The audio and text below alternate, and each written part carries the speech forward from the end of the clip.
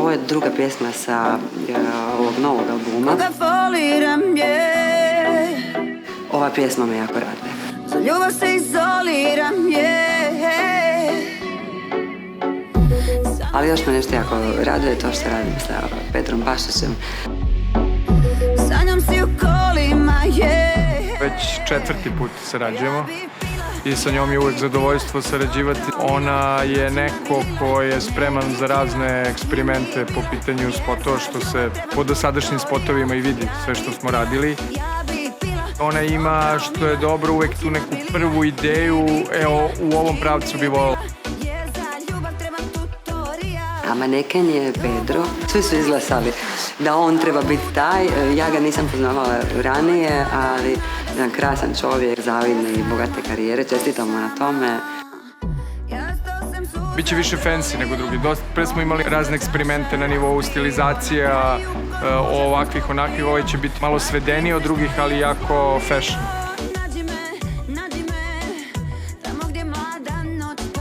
Tema je dobra, sve ima u njoj, i umjetnički, komercijalno i kako bi to rekla, mada ja o tome ne razmišljam, nego samo ono što me potegne u pjesmi. Na kraju se uspostavilo da je to ono što se meni najviše sviđa.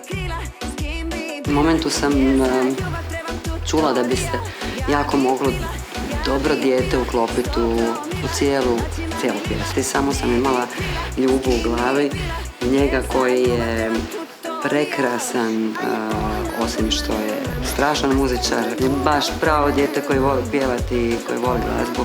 Kad sam je vidjela, kako je lijepa, oduševila sam se.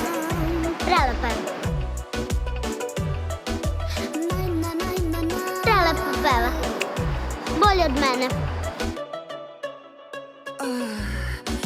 Kad sam razmišljala o ovoj pjesmi i o spotu, mačevanje mi je palo na pamet jer je to sport koji je elegantan, a ipak na kraju nekoga ozlijediš.